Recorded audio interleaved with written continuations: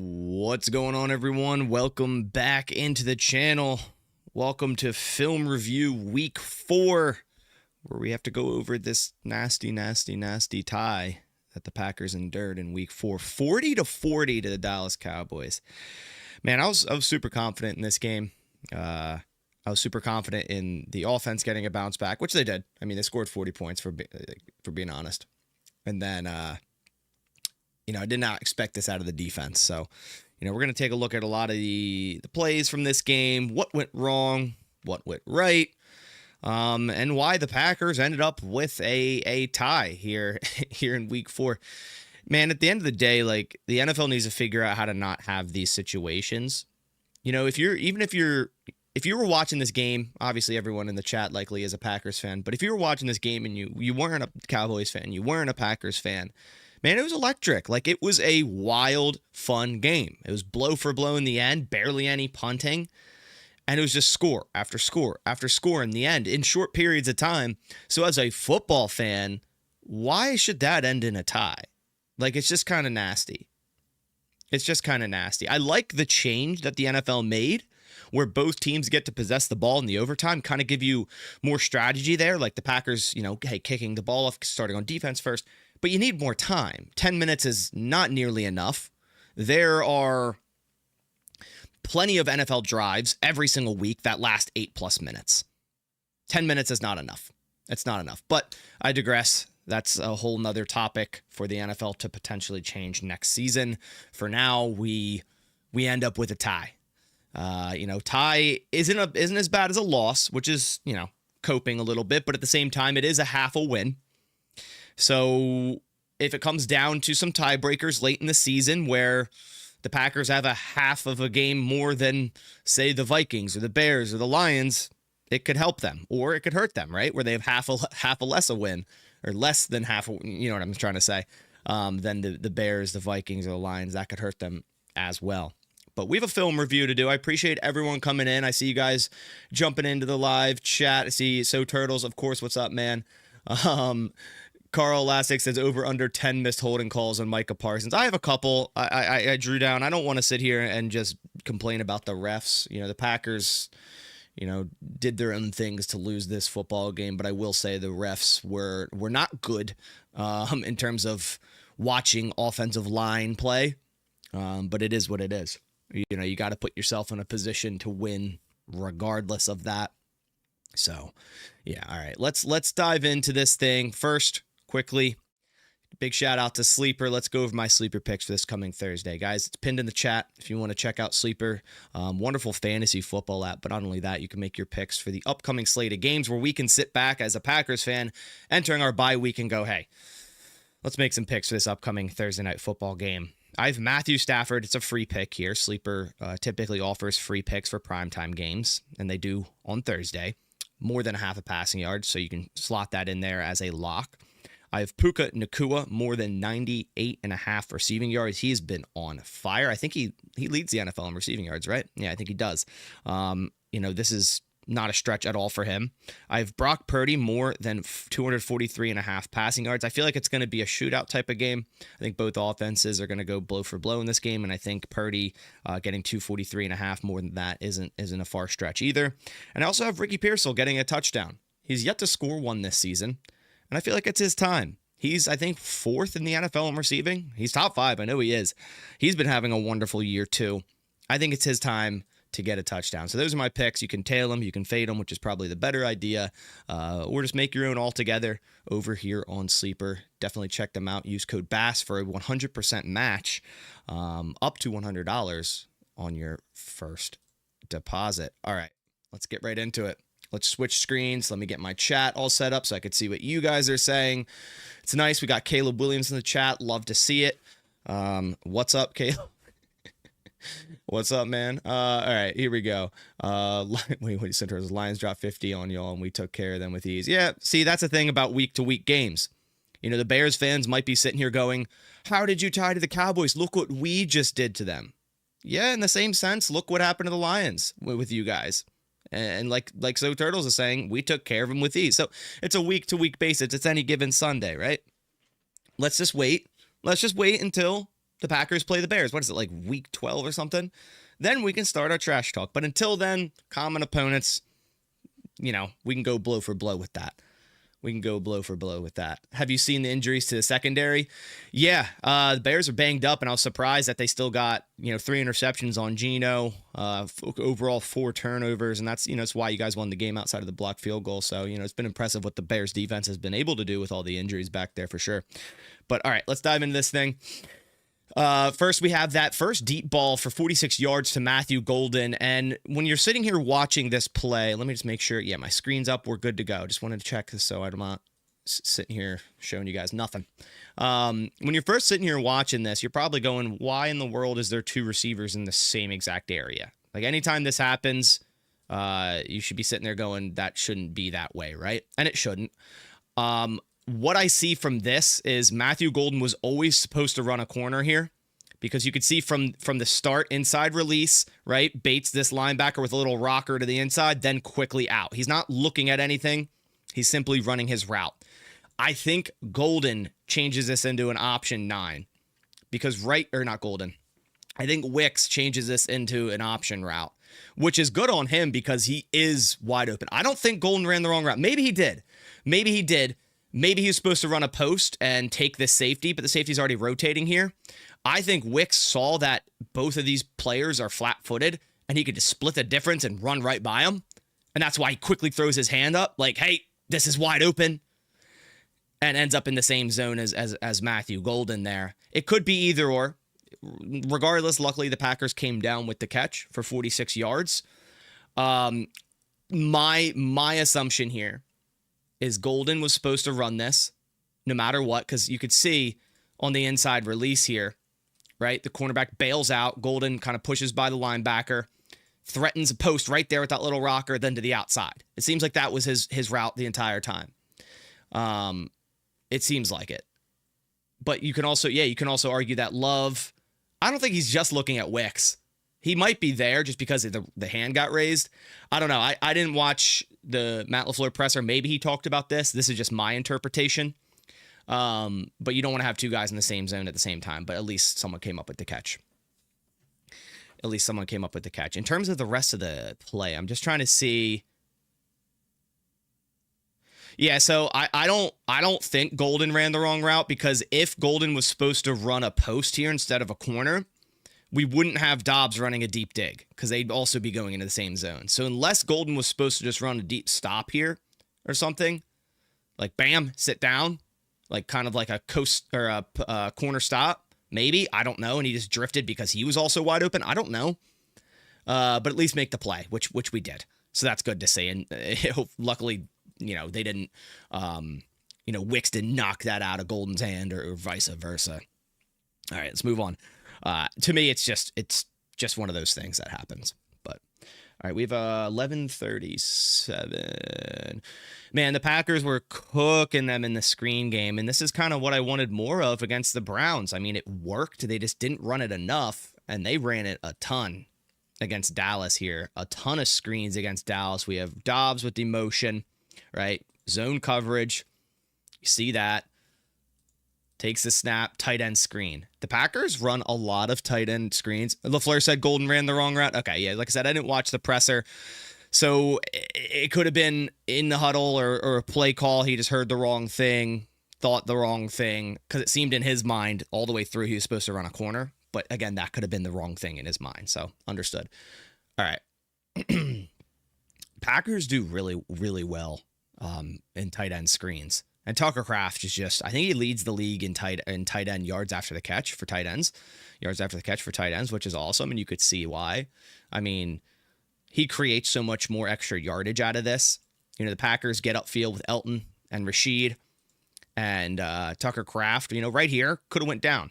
And we're talking 5-yard gain, 6-yard gain. But no, he breaks the tackle, gets even further, lowers his shoulder, almost gets to the goal line. That's twice in this game that Tucker Kraft got stopped at the 1-yard line. It's painful because I have Kraft on my fantasy team, and if he did score both those touchdowns, I think I would have definitely won my fantasy matchup. But watch it from this angle. The Packers did a really nice job in this game. Again, I don't really have much concern with the offensive execution. I don't know why that play restarted. It's just more so certain scenarios in this game that you're sitting there going, okay, why is that what we're doing right now? But in terms of what the offense was told to do, I'm not upset at all in this game with the execution, because they executed out on the football field on Sunday night, and a lot of screens worked. Rome got a hold of his block. Yeah, is he on the outside here? I don't even know where he's at. Is he on the left side? Oh, up here. Where what are you talking about, Rome? Oh, is he on the outside here? Oh, that guy comes in. Gotcha. All right, let's move to the next play. Doubs, number 1 touchdown, or his first touchdown. He has 3 on the day. Really, really, really nice fade route, or just fade, goal line fade here. Throw by Love. First we motion Jacobs over. We have 1-on-1, and we have outside leverage. So this cornerback is allowing the inside, likely because this linebacker, given a pass, should drop into this flat zone, or this hook curl zone, and stop a slant. He doesn't, so even if this is a slant, this is an easy touchdown as well. But Doubs does a good job threatening that slant, right? Now he moves the cornerback slightly inside, gets to the outside, and the rest is history, because that's just a terrific throw and catch by Love to Romeo Doubs. I mean, you couldn't place the ball any better. This could have worked as a slant too. And Doubs, has been running slants at the goal line a lot, and it's been working. So Packers go fade here. Just a little touch pass right on the top of Deron Bland's helmet. Really nice throw and catch. Strong hands, Romeo Doubs. Touchdown number 1. 849. Okay, here's we have some Quay Walker plays. I think I have 2 or 3 today. And PFF, if you watched my video yesterday, graded him as the 2nd lowest graded player on this defense in this game. I don't see it. Maybe I'm missing something, but there are a lot of plays in the run game specifically that Quay Walker did a really good job run fitting. Here we see him on the left side. We have Edgerrin Cooper on the right. Oh, I love the front. So you have Wyatt, LVN, and then Parsons and Gary on the edge. Love it, right? They do a toss out of gun, and Quay is so quick to diagnose this and get outside, right? He could see the pulling blocker right behind Gary. Gary's holding his own. Devontae's getting a little bit of a penetration right up the gut, and Quay just really good job just finding that run lane. Evan Williams does a good job, taking out that blocker, and Quay has a free run to the running back for no gain on 3rd down, forcing a punt. So really good job by Quay there. There's a couple plays just like that. All right, 8 minutes. I really like this play. It's nothing crazy, but again, it just shows you that, everyone, like a lot of people don't like Matt LaFleur's play calling, but every once in a while, and I get it, because certain situations, like late in that game in overtime, which we'll go over, make you sit there and you go, what in the world are we doing?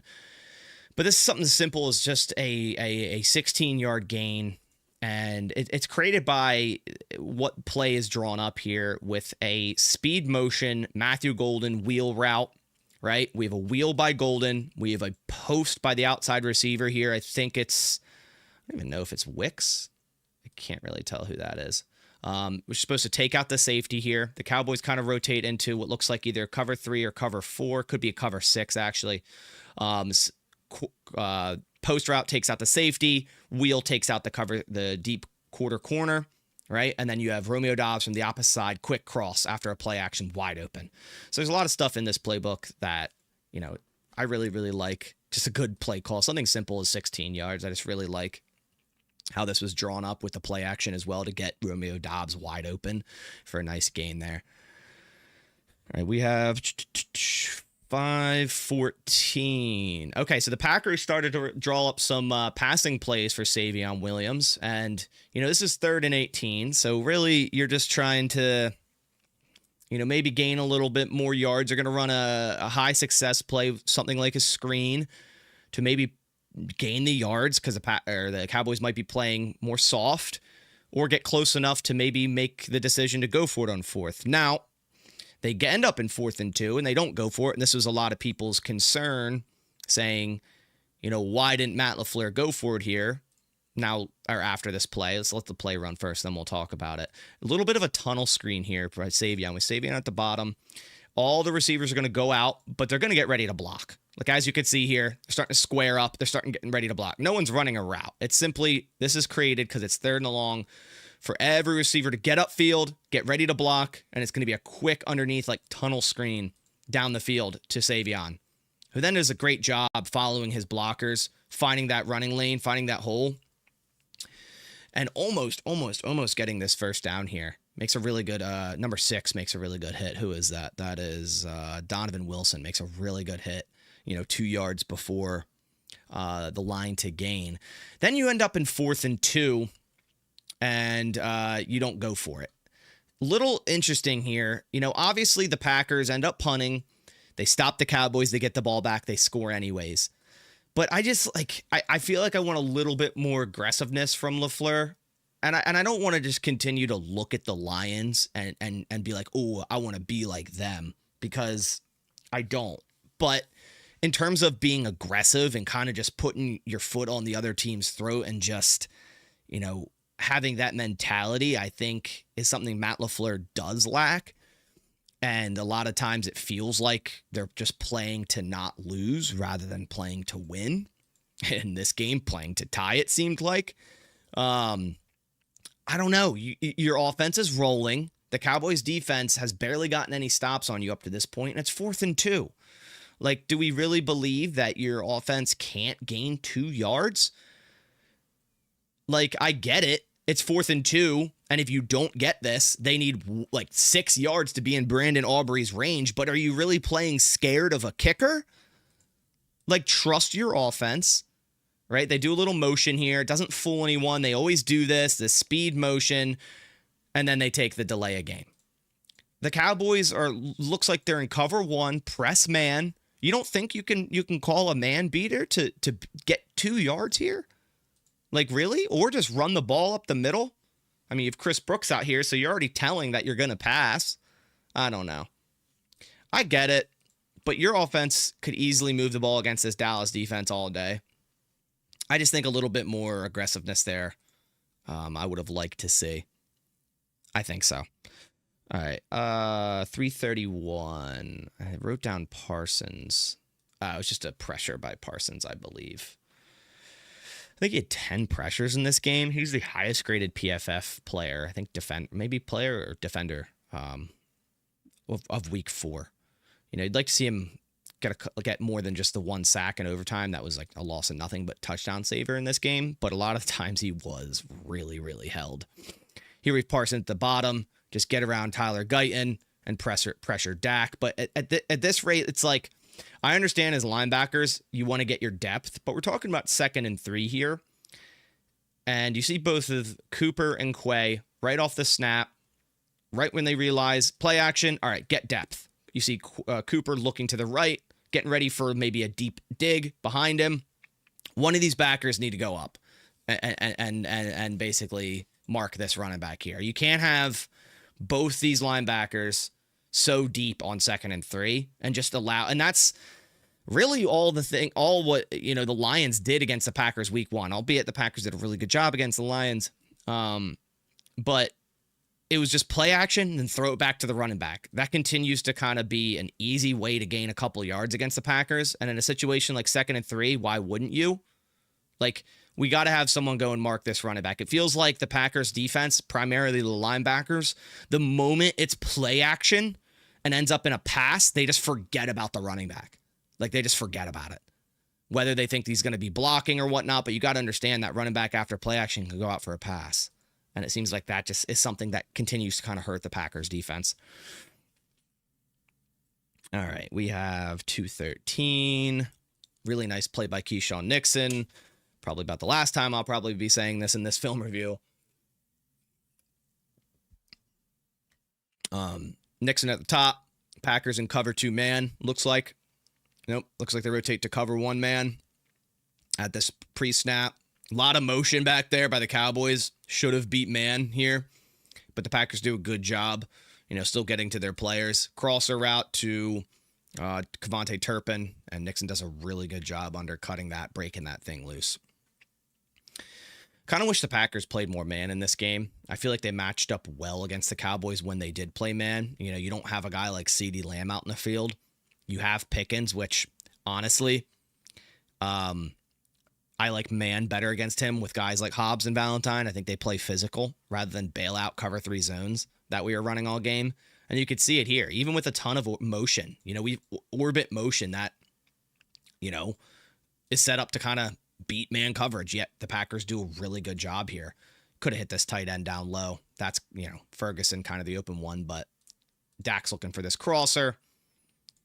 Fires it. Really nice pass breakup by Nixon. Let's see the pass rush here. So we have Brooks, Wooden, Inigbare, and Van Ness. So you have both of your starting edges out of this play here on 2nd and 5. Of course, you got the motion. Oops, didn't mean to skip that far. And just straight up 4-man rush. And a little bit of pressure by Brooks. Nice throw by Dak nonetheless. Thomas says, I'm confused as to why we didn't run more stunts with our line or blitz with our linebackers. Yeah, man, now that you say that, I don't really know why we didn't, because they don't have a great O-line. Like, they have some young players on the interior. TJ Bass and then their center Brock Hoffman are 2 guys that are pretty young and not a crazy ton of experience. So I don't know why the Packers a lot of the time just ran. I mean, we ran Quay here on a little bit of a linebacker pressure here, but they picked it up really well. So credit to the Dallas O-line in this game, and more so credit to Dak for just, you know, dealing with pressure really well in this game and getting the ball out of his hands when he needed to before it's too late. All right, we have 118. Again, here's another screen play, orbit screen to Manuel Wilson, who made a ton of plays in this game. I mean, like I said, screen plays, this is such a nice, I love this play call, this play design, right? We have Savion going in motion to kind of set up in the backfield. Right off the snap, it's going to be a fake orbit handoff and then cross-side screen. I mean, it's just so beautiful. That's such a nice play design. So much misdirection and gets the entire Dallas defense right here. This linebacker flows. This one's really late to the action. We have 1 player out there right at this point. Now 2, and you have 2 blockers.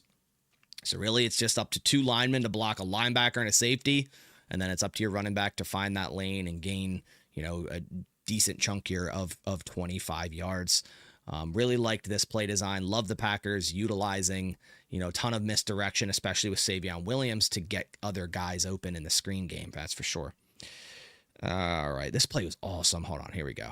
Where is it? 11-19. Such a crazy play, man, by Jordan Love here. Such a crazy play. Pony package. We have Brooks and Jacobs out there. We have Brooks. I really love that design too, man. I didn't realize they orbited Chris Brooks to be the swing blocker on this. It's supposed to just be a swing screen. Usually they have Tucker Kraft split out on this. Like, usually they'll have Tucker Kraft on this side, but they have him wide out here. I think it's Fitzpatrick. It is Fitzpatrick. So kind of showing their hand a little bit. Like, you've John Fitzpatrick out wide, kind of showing like, hey, this could definitely be, you know, a screen to this side. You have Wicks and Fitz on the outside, pony package. But it's a nice setup to have a swing screen here. And Love, honestly, right here, could have just threw it. But he gets a little bit of pressure, rolls left, and still knows he has that swing screen out there because that's the play call, and does a really good job, you know, essentially lateraling this. It ends up in a, I guess they list it as a pass. I thought it was a run because it's a backwards pass, so it's a run play. I think this counted as running yards to Josh Jacobs. If it didn't, it should have. Because no matter what, if Jordan Love is behind the line of scrimmage, in front of the line of scrimmage, that's a lateral.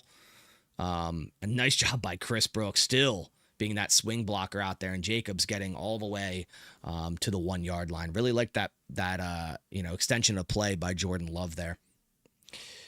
All right, 10:39, another Romeo Doubs touchdown. Woo, dude, he was killing it. And then the faces he was making into the camera was just, I mean, so great. So great. Doubs on the top. Press man. Right? Little RPO. Quick glance. Doubs is beating his guy to the inside. Touchdown. And who's in coverage there? Kyer Elam. Yeah, that should be a win every single time, every day of the week. Doubs versus Elam singled out there. That should be a win. And the Packers show run here because they put, Wicks as an insert blocker, which a lot of the times shows a run. And I think it's still an RPO. Like, Love could have handed this thing off, but he takes that quick look to the left pre-snap, and he's like, okay, Dobbs should easily win inside here. I'm gonna not even really run this fake handoff, just run an RPO, glance, throw that thing, touchdown. Strong hands outside of his body for Dobbs. Touchdown. Oh no, we have the block PAT. All right, here we go, guys. It was some fun looking at some of the early portion of this game when it was all Packers, but it's gonna start to get kind of bad. This is where it all went wrong. All right, so the Cowboys are overloading. Let's go to the end zone view. Just give us a better view here. Cowboys are overloading heavy left. I mean, it's clearly something that they went into this game knowing what they want to do, because we got Darian Kennard, Brant Banks, and Luke Musgrave on the right side. They knew that if they got this look, because the Packers are so banged up at offensive line, they're going to be facing a tight end who can't block, a lineman who just got added to the roster, and then a backup tackle. And then also you have 67, who is, Donovan Jennings? A backup guard who has no actual offensive line play in the regular season. So that's 4 players, all of which you like you're favorable against 1, 2, 3, 4, 5, 6 defenders. I mean, I don't know what you do as a special teams coordinator in this situation. What can you do? I hope maybe just sit there and pray, but yeah, the Cowboys knew what they were doing with this, and they get right through. And a lot of people, may point at Musgrave, they may point at Banks, but how are you going to block 2 people? Like, how are you going to block 2 people? First off, from this moment, I feel like you just have to shift. I don't know the logistics of special teams field goal blocking, but it doesn't seem like the Packers are well coached in it. I mean, he just gets number 2. Who's number 2? Thomas, their safety, gets right through for an easy block. And it just goes, of course it bounces. I mean, right to Marquise Bell. Of course. The ricochet is perfectly right to him, right in the chest. And then it's, off to the races. And that, changed the game. Regardless, Jay says, regardless, Musgrave should have blocked the inside guy because the outside guy really has no time to get up there. Yeah. I guess that would be the course there. You let the outside guy go because he has the farthest path to the football. Yeah, I guess you're probably correct there. Why is Musgrave blocking the outside guy? Maybe he thinks Brant Banks is going to take number 2, but you can't allow the innermost defenders a free run because that's the shortest path. Kennard blocks 2 people. Kennard did fine here. Kennard did a wonderful job here blocking 2 people. Donovan Jennings is just on all fours. I don't know what he's doing. But Brant Banks, kind of has to hold up 41 and 54, which he does with Kennard. Yeah, you guys are right. I guess you can blame Musgrave here pretty poorly. You cannot allow number 2 right through there. You got to block that inside guy. He is the path of least resistance, and he's closer to the football than number, who's that, 29 on the outside? CJ Goodwin. Yeah, that's bad. That's bad. Yeah, that's bad. All right. Pressure, 605. 605. Where are we at? All right.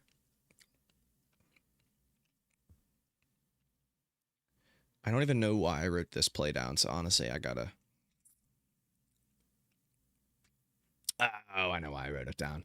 Okay, 3rd and 5. Packers up right now 13-2. You gotta... First off, I would like the Packers setting themselves up for a better 4th down here. Kind of like what the Lions do. You know, you could run the ball here. You could really run the ball here and I think set yourself. But the one thing that the Packers are doing a lot, which I get it because Chris Brooks is your pass protector, but every single third down you're bringing Brooks out and you're just showing your hand. Like you are just showing that you are going to be passing the football here. I mean, Jacobs isn't a terrible pass protector. Is Brooks better? Yeah. I mean, Brooks actually gets beat there. But you gotta, you know, put something out there that isn't the same thing every time that the defense, you know, you tell your hand to. You know, you gotta sometimes run it in this situation on 3rd and 5, set yourself up for a 4th and 1, 4th and 2. Then just go for it, man. You're up 13-2. You're rolling their defense. But instead, long developing routes on 3rd and 5. And if the protection is good, given this is a first down, because I'll show you how it would be. Look at Romeo Doubs at the top of the screen. Deep dig route. He gets rerouted by the nickel corner, and that slows this down a half a step. But if Love has correct protection here and doesn't get beat, you know, the inside doesn't get beat, he's going to have Doubs wide open on this dig route for a first down. Absolutely wide open. But instead, there's instant pressure up the middle, even though the Cowboys only bring 4. A little bit of simulated pressure there, and he just has to throw this thing up to no man's land because Wicks is covered up. He's bracketed here. First off, it's 3rd and 5. It's not 3rd and 12. Second off, don't show your hand with Chris Brooks every single damn third down. Third, pass protect. Pass protect. It's Rome, Tracy. It's Golden's locked up at the quick stick route. Rome's wide open on the dig. But you can't blame Love here. Rome's not even making his break yet. And look at the guy right in Love's face mask. He's about to get slaughtered. He has to just throw this up away because the protection's bad. But again, it's 3rd and 5. This should have worked, though, with good protection. They're rushing 4, and you have 6 blockers. How can you not get this done? I don't care that there's so many injuries. Why is Sean Ryan... I mean, it's a simulated pressure that gets him. It's a simulated pressure that gets him. They take Ryan completely out of this play with this A-gap simulation, right? 59's going to go up, hit Ryan, drop back out. And then Ryan's just lost at that point. When in reality... Yeah, Brooks has got to do a better job here, too. I mean, come on. I know it's a running back, but he's known for this, and you bring him out in the field for this. That's a linebacker. That's Shamar James. It's not Edgerrin Cooper or anything. Like, this is Shamar James. You can't handle that? Yeah, I mean, this play would have been a first down. Would have been a first down if the protection was good at the end of the day. All right. Gosh, okay. All the way down to 54. Oops, I didn't mean to choose that one. Did I? Wait. I thought I chose the right play. Why is it? Oh, yeah, it's this Pickens play. So a lot of, I've seen some comments that, and I also mentioned this, that Jeff Hafley is kind of flip-flopping X and Williams when, in this case, it should be Williams coming up near the line of scrimmage and X as your deep third because he has more range. But instead, we have X on this safety blitz. And then it's a one-on-one opportunity, Pickens versus Hobbs. Now, Williams does get over there. He's at a very bad position because, you know, he's so far over to the left here, but you have two receivers, so you kind of got to bracket up here. But he does get over there. But I would argue that X would have made a better play on this football if he was in that position. No discredit to Evan Williams. I love what he does for this defense. But I just feel like Evan Williams should be the guy dropping down here into the box, maybe bringing some pressure, and then you have your safety blanket, your single high as Xavier McKinney, who we know can cross the field in a blink of an eye to make a play on the ball. And to all credit to Ev, he does. He makes a hit. It's just Pickens makes a better catch here. And it's good coverage. It's very, very, very, very good coverage. It's a hell of a catch. But I think you need to make that swap there. I think you need to have X back there in that situation. Here's another Quay Walker play. Nice stop. Again, first and goal from the 1. Quay Walker right in the middle. It's going to be a straight handoff to Javonte after Hunter Lupke motions. And Quay gets right in the backfield for a stop. You know, again, I don't really understand why Quay was the second lowest graded player on the defense in this game for PFF, but again, I didn't watch every snap from him. I'm just going through the game tape as a whole and then picking out plays that, you know, stand out. But nice play by Quay in the run fit there. Then we have 13 seconds. Man. Wait. Where am I at? Why don't I have the fumble? I thought I had the fumble. I guess I didn't write it down. Oh, no, I did. 21 seconds. I missed what I wrote. All right. Here's the lovely fumble. 1st and 15. After a false start, 1st and 15. I think you have one timeout in this scenario. 21 seconds. I mean, I get wanting to try to get points here, but the Cowboys just scored. They start with the ball in the second half. You know, obviously you're mad at the result, but 4-man rush, you got to do better. It's a little bit of a long drop, though. Like, a lot of long developing routes. I mean, we have 3 players running vertically. We have, I mean, I don't know. I don't know what the design is here or what we're really looking for. Love wants to fire this to the outside to Golden, who's running a 25-yard comeback.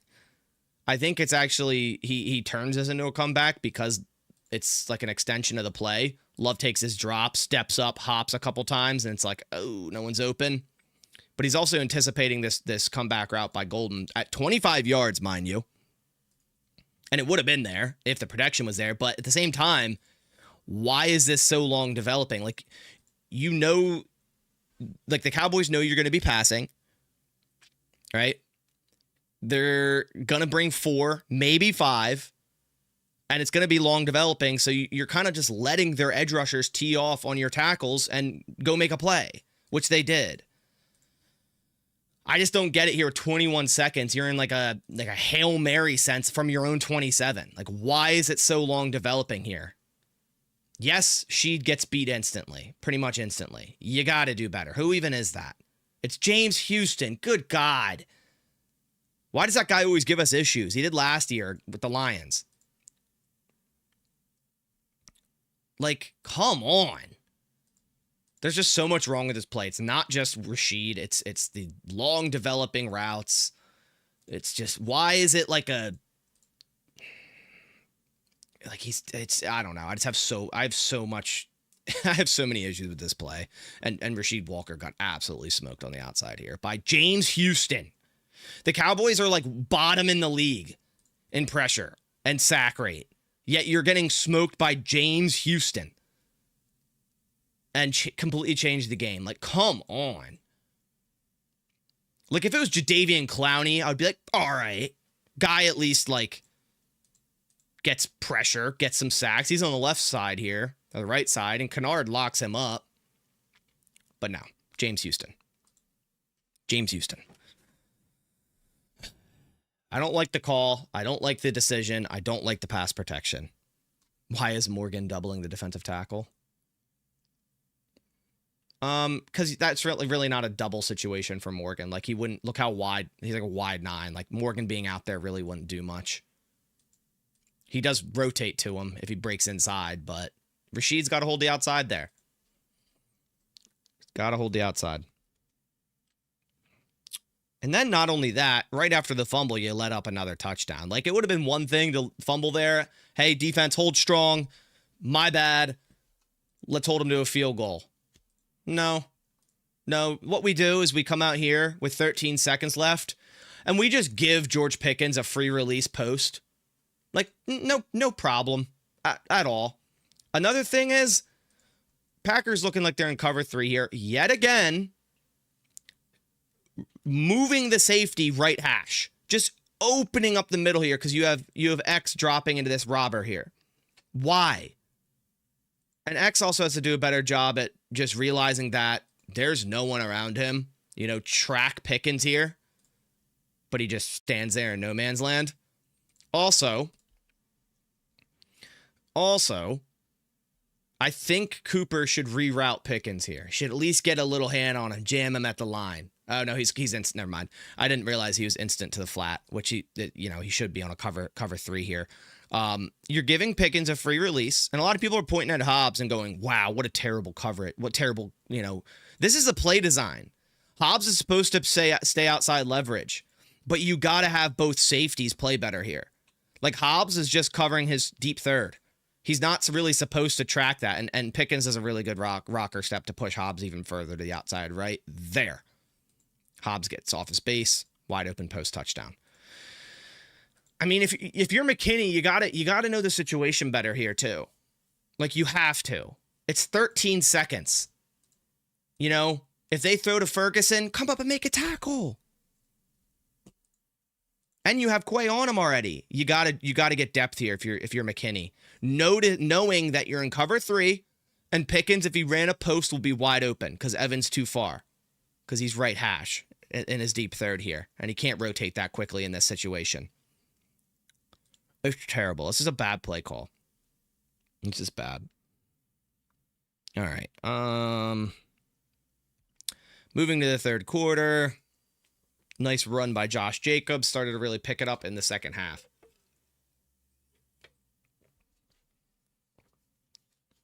Really, I think one of the biggest runs of his season so far. Damn, his one-cut ability is just so fast. Rashid, finally some good run blocking here. Receivers, finally some good run blocking. And man, Jacobs just puts a move on Diggs and gets outside for a nice gain there. Then we have another great run by Jacobs right thereafter, a couple plays after. Or no, this is not the long touchdown. This is the short touchdown. Still a good run blocking here on the goal line. Packers do a really good job, right? Motion fits. The defense doesn't slide. Quick snap. They win the hat count. You have 1, 2, 3, 4, 5, 6 blockers for 1, 2, 3, 4, 5, 6 defenders, right? And one of the defenders is, you'd argue, not in the right position. So if you run left, which you do, it should be an easy walk-in touchdown, which it is. So good job by the Packers. Getting this quick motion, Fitzpatrick. The Cowboys don't adjust quickly enough. Easy touchdown for Jacobs. All right. Here's another one. Ready? If one wasn't enough for you guys, if one cover 3 wide open post touchdown wasn't enough in the red zone, you want another? You want another? It's so bad. I don't know why we're playing so much cover 3 inside the 10. Man the hell up. Like, you're just giving this post. All he has to do is just run at you, attack your leverage, and then break underneath and use his body and box you the hell out. It's a tight end. And again, late safety rotation. Honestly, it's not even the safety's fault because both are open. He could have hit Pickens too if he really wanted to. It's annoying. It's really annoying that both of their touchdowns, Pickens and Ferg, are the same thing. Like, they're the same thing. Running cover 3 inside the 10, inside the 15, and allowing a free release, and allowing the receiver / tight end to just box you out for a touchdown. Like, man the hell up in this situation. It's so annoying. You have the personnel. They don't even have CeeDee Lamb, so it's like, okay, you could argue, well, yeah, if they'd CeeDee Lamb, man coverage is a little risky because that guy can beat man, and one-on-one opportunities, he's going to cook you. But it's like we're talking about a tight end here. I don't know, man. You're just giving him a free release. You're basically allowing it. I just don't get, cover 3 there at all, in my opinion. All right, Jacobs' second touchdown of the day. 11:45. This is a terrific run, man.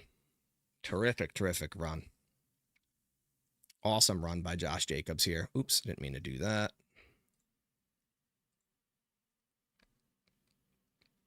Man, look at the cut. Again, just putting a move on Trayvon Diggs. Crazy. Jacob's starting to heat up finally, which is good. Actually, let me get my other screen up. There we go. Good run block in there by Kennard. I think he's the second highest graded run blocking tackle in the NFL right now, which is pretty crazy. Packers, started to get some run game going in the second half here. Nice block by Heath at the top, too. And then it's just the rest is Jacobs just making a move on Trayvon Diggs. All right. Here we go. Okay, there's a couple of these. And again, sitting here wondering, does the special teams practice? Do they practice? Or are they told the rules, the new rules? And I'll say this first. Brandon Aubrey is one of the best at this. He is so damn good at putting, a knuckleball out there to make it hard to recover and setting this up. I really wish the Packers would practice this. But it's like, it bounced in the landing zone. First off, you should probably just come up and try to catch that thing. I get wanting to let it bounce because it's like a knuckleball and it's moving around so much and you don't want to drop it. But then let it bounce and then take it and go. Like, it's bouncing in the landing zone. Take it, go. But also, Bo is like, stay. Why? You just lost 15 yards. Do you really think from this point right here, you can't get to the 20? I think the blocking looks pretty damn good on this side. You have a blocker kind of pulling out. You have the edge guy wide open, but Bo can go tag him. I don't think it's that much of an issue for Savion to get 20 yards at least here. McDuffie gets beat nonetheless, but I just don't get how you're not coached in this situation to know that you shouldn't be kneeling it here. It's one thing if it takes a wild bounce and you can't really corral it until 3 yards into the end zone, 5 yards into the end zone, but it's like you're almost on the goal line here. It's a simple bounce. Catch it and go. Are you not teaching this at all? If you're Rich Bisaccia, this is a new rule for a reason. NFL teams are starting to utilize this. And kicking is becoming kickoffs are becoming a massive factor. And that's why Brandon Aubrey is so damn valuable, not only for his field goal, what he can hit for field goals, but his kickoffs. And again, Aubrey's one of the best at this. But you got to know that going into this game, that this is coming. And you got to coach your guys to know this. And it happened multiple times. It happened, I think, 3 times. It's crazy. 3:58, third down. Oh, this is such a great throw by Love. 3rd and 8, down by 3, under 4 minutes. Just one-on-one. Love firing it out there to Doubs on a quick hitch. And what a throw it was to Doubs on the outside, who makes such a terrific catch. Just a 1v1 play. Love trusting his guy. Doubs making a hell of a play, just like he did all day. What a throw. What a throw. Where only his guy can get it.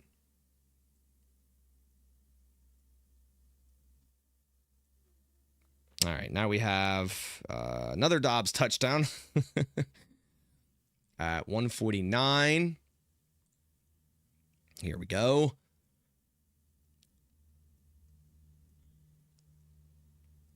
Doubs on the bottom. Again, kind of similar to what the Cowboys ran against the Packers in these situations. Cover 3, post route, wide open touchdown. So it's not just the Packers. Again, teams running cover 3, drop safety into this robber spot or into the flat. Wide open post touchdown. Wow, imagine that. Post route against cover 3 inside the 15 is a wide open touchdown. Wow, imagine that. Packers took one out of that Cowboys book. Wide open touchdown. Why are defenses doing this? Why? I don't get it. I really, really, really, really don't get it. It makes no sense to me. All right. Then Turpin gets a 45. So you're up by 4 points here. The Cowboys need to score. Can't kick a field goal, right?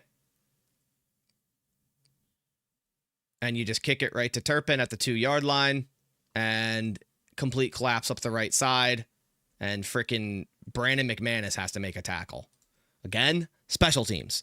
Block PAT, 3 landing zone touchbacks, and a return to the 45. Like, why can Turpin catch the knuckleball so easily? Right? Because he's coached. Why can't Savion catch a knuckleball? Why can't we work on this? You clearly have a kicker that can set it up and you can work on it. Turpin does a great job setting this up. Turpin doesn't let it bounce and then take a knee in the end zone because he's a hell of a special teams player and he's coached. And I think that's a block on the back also. Let's see. Oh, no, he just trips. I think it's Cooper that just trips. Yeah, he just slips. Not even a block in the back. You set them up at their own 45. Like, come on, man.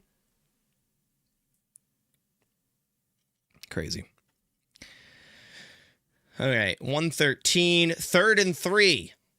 3rd and 3. And Dak goes to Jalen Tolbert up the middle for 19 yards. I want you to pay attention to something here. Pay attention to the old Micah Parsons at the bottom.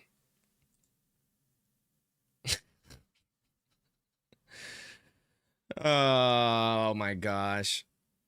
Absolutely just held around his neck. Let's look at this view. And hold on. See this ref down here, guys? Ready? Ready? See this ref right here? Let's see what he's looking at. Staring. Oops, I didn't mean to skip that far. He's staring right at it. Hands around his neck. And this ref just staring at it. No, it's fine. It's fine, man. Just let this keep going. Like, come on. Are we serious? This is what we're doing? Yeah. And this ref just staring at it. Like, come on. I know some form of holding happens every play and you can't call it every time, but like when your hand is literally choking the defender, right? Hands to the face first off. Then your hand's just in the neck of Micah Parsons and he's getting held back. Like that's got to be thrown. And then you're talking 3rd and 13 rather than a 19-yard gain. It's crazy to me. Oh, my God. Then we have the Pickens touchdown.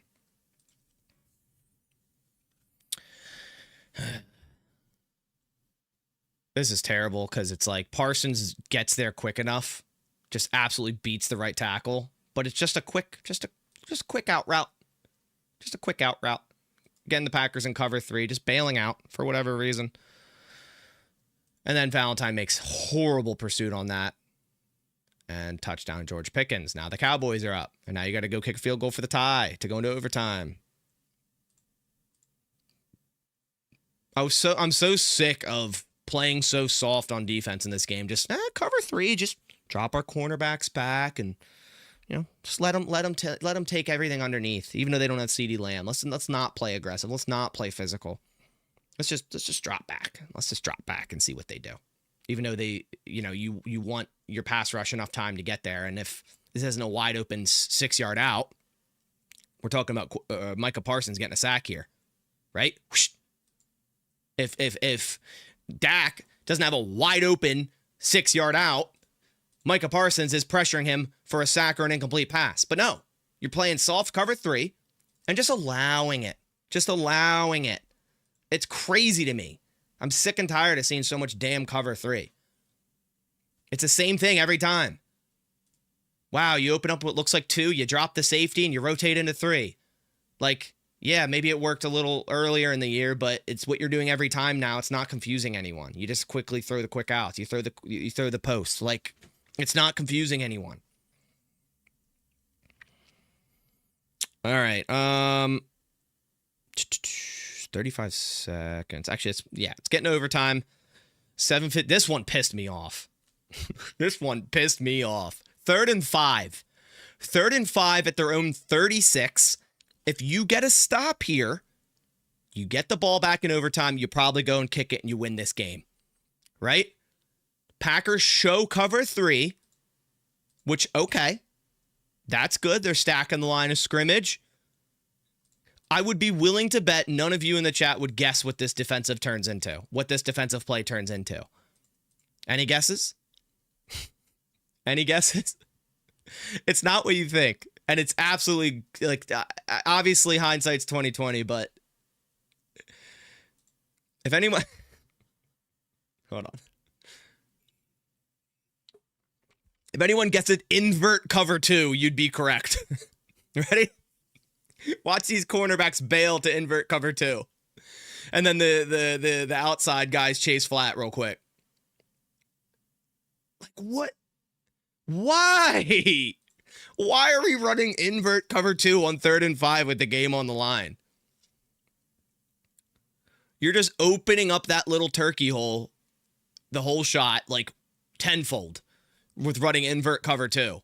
You don't think Dak is a smart enough quarterback to see this? Come on, man. That's a pitch and catch. That's so easy.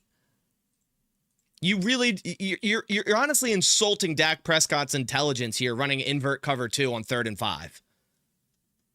It's disgusting. I don't mind running invert coverages in situations that you're trying to confuse them a little bit, but not on 3rd and 5, man. They had both hole shots wide open. Look at that. Look at this side. Look at this side. That's a touchdown, maybe.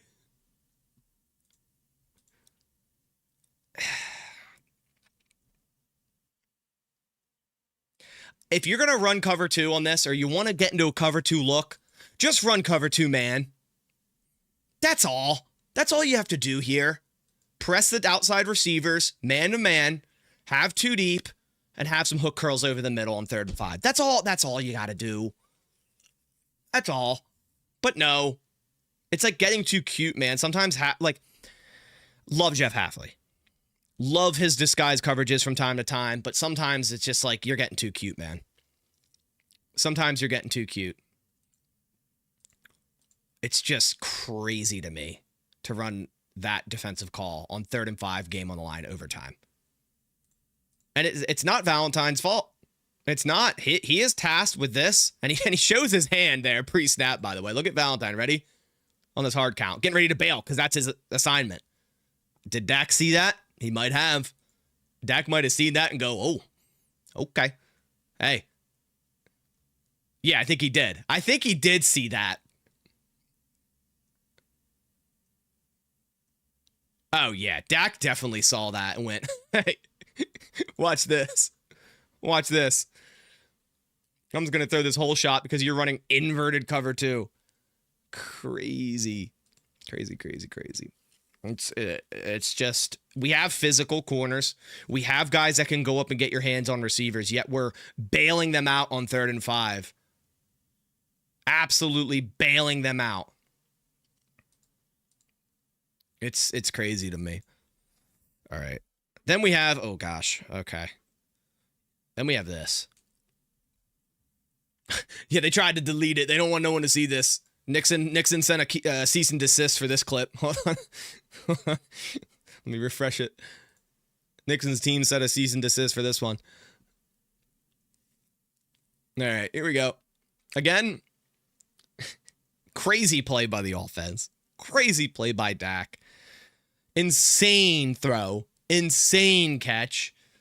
But the effort here is just laughable. And we also have, looks like another hands to the face / hold on Lucas Van Ness. No. Roll out. Just toss. And then Nixon's like, oh, man. What? Oh, okay. Cool, man. Doesn't even care. Doesn't even seem like he cares. Come on. Like, the lack of effort in this game on the defensive side was just laughable. And again, this is terrific play by the offense, but hold on. Lucas Van Ness, ready? Yeah, dude. That's totally legal right there.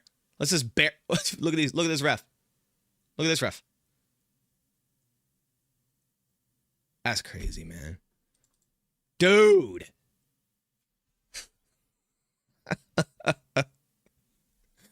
Dude, they shout out Jerry Jones, man. He gave them the bag, bro. He gave them the dude. It gets worse every time I click on and off. Freeze framing, I get it. Freeze framing isn't a correct way to analyze plays, but when you have something like this, you can't not laugh at it. I mean, it's bad. It's so bad. He has a free rush on Dak. He's held up, makes him trip, holding. Ref's just like, yeah, okay. Like, this play as a whole is just absolute throw up. It's just throw up. Nixon's like, yeah, he ain't catching that. Oh, Nixon, dude, it's terrible. It's so bad. The effort is so bad here. Like, come on, man. Like, come on. Like, it's so bad. It's a hell of a catch. Tolbert, I mean, that's tremendous effort by the offense and just terrible effort by the defense. I mean, that's a terrific catch. It's an insane catch. All right, and then we have the touchdown saving tackle, or sack, should I say, by Micah Parsons. Running, where is he? Oh, he's on this side. Wow. And he beats Ferguson to the outside. Dives, gets Dak down. I think Cooper probably tackles him anyways, but it's still a really great effort play by Parsons here. Dak maybe gets in. I don't know. Maybe. They kick a field goal. Packers then have 4 minutes and 40 seconds to go and score a touchdown. Plenty of time. Let's start on the 4th and 6 at 3:50. Let's just go down this whole sequence. Love this play. Love the Packers trusting Matthew Golden here in the big moment. You know, Texas trusted him in every big moment last year, especially against Arizona State.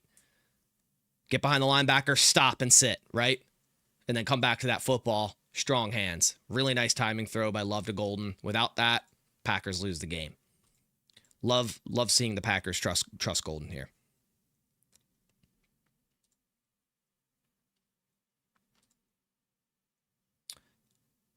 Really nice job by Golden.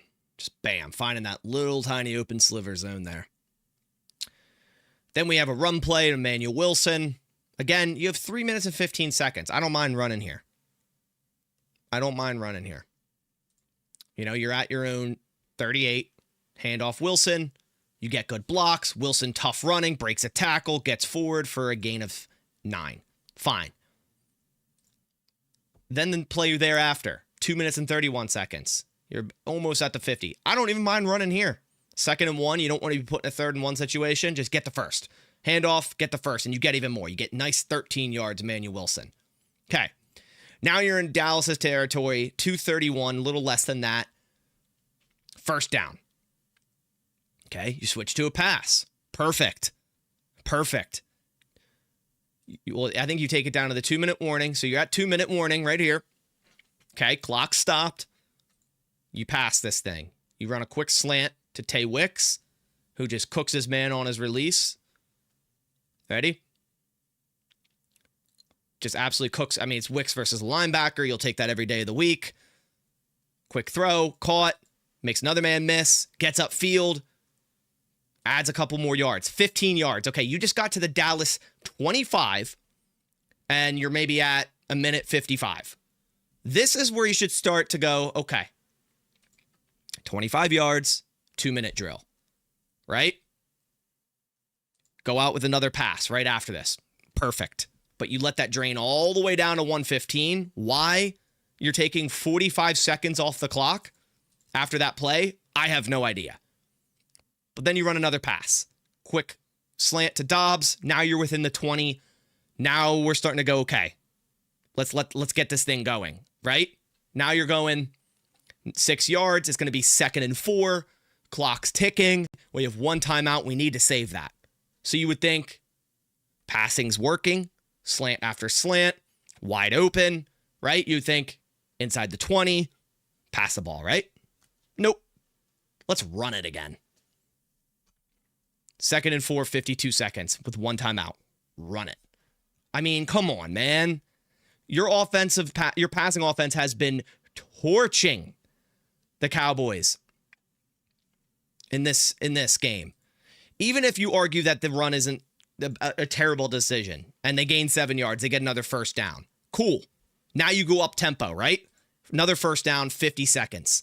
You're within the Dallas 15. You're at the Dallas 12. Up tempo, right?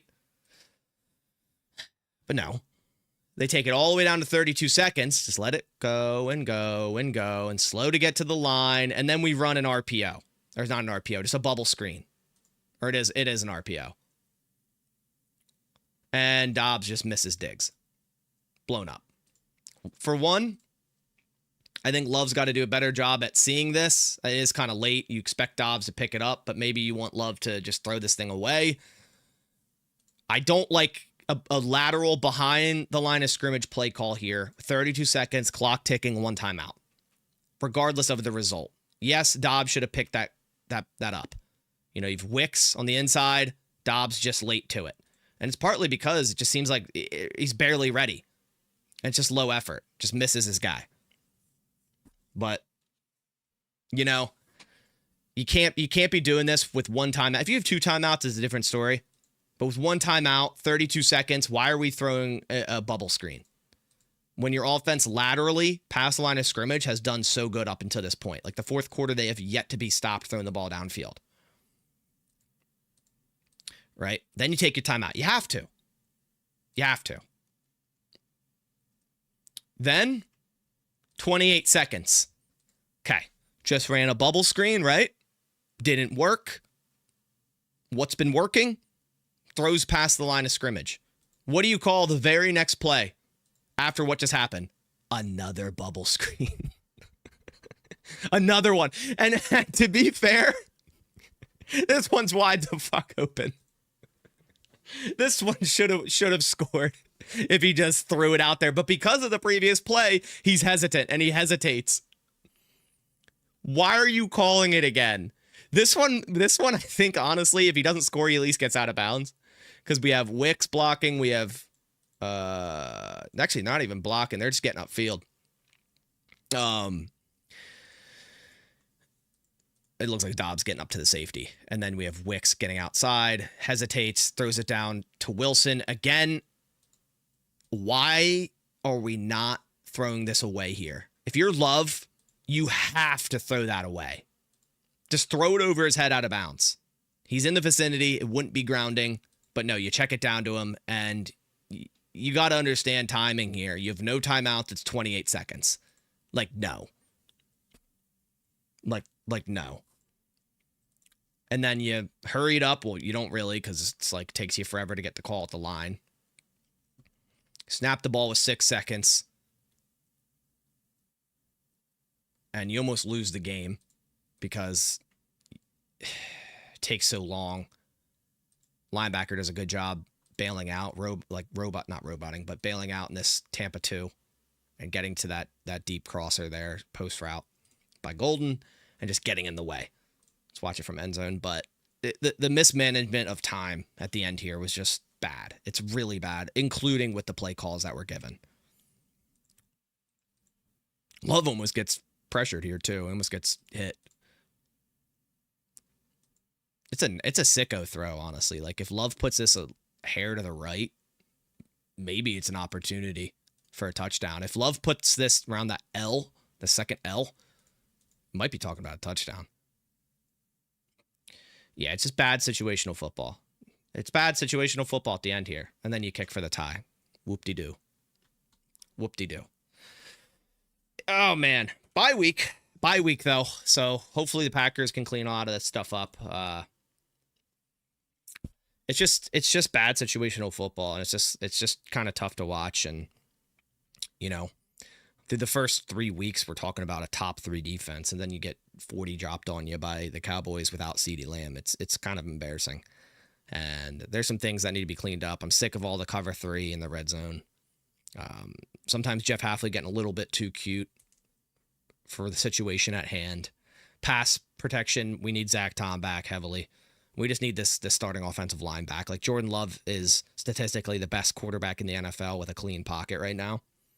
So if we can give him that, I don't have any issue, or I don't think the offense is going to have any issue scoring points. But we haven't been able to give him that the last 2 weeks. He's been getting pressured, and still they put up 40 points here. You can't be mad at that. If your offense scores 40 points, you expect to win football games every time. But when your defense gives up 40 points, you expect to lose football games almost every time. In this case, both teams technically lost, and they both tie. So, yeah, a lot to unpack there, guys. A lot to unpack, but I'm glad it's over. Just like Cleveland, just like move on. Hopefully the Packers fix some things here in the bye week, get healthy, hopefully. Hopefully Zach Tom can come back. Devontae Wyatt, hopefully that's not long-term. I think it's week to week. So that would signal that he should be okay for week 6. We'll see. But the moment Devontae Wyatt got checked out of this game, the defense had trouble. Micah's still doing excellent. He leads the league in pressures. Needs to result in more sacks, yeah. But Micah's adding a lot to this defense. Just got to play better all across the defense, especially, after this game. But they play Cincinnati week 6. Whoever, it might be Browning at quarterback, maybe another terrible week and they make a switch. I don't know. But it should be a good opportunity for the defense to go out there and hold a team to like 3 points, honestly. And if they don't, it's terrible. It's absolutely terrible. But I appreciate you guys coming by to this film review. Obviously, with the bye week, we won't have one next week. Have a little bit of an off period here, but then we roll right into Cincinnati. Or it's in Green Bay, but against Cincinnati, should I say. But yeah, really appreciate you guys coming by. If you did enjoy this and you're a new viewer, suggest you go click subscribe. We do film reviews after every game. We do PFF reaction videos. We do game live streams, game previews, and then there's, of course, injury updates throughout the week as well. So if that sort of thing does interest you, go down, click subscribe. If you guys could hit the like button on the way out as well, it helps support the channel a ton. It probably won't have any injury updates today. I don't think the Packers practice. They're, again, bye week, but if there is any massive updates, I'll put out a video or whatnot. But I'll be on NFC North Roundtable tonight, probably to discuss this game even more and look ahead at the 2 NFC North games coming up this weekend. I think the Bears are on a bye as well. Yeah, they are. So yeah, really appreciate you guys stopping by. I'll catch you on the next one. And as always, go Pack, go.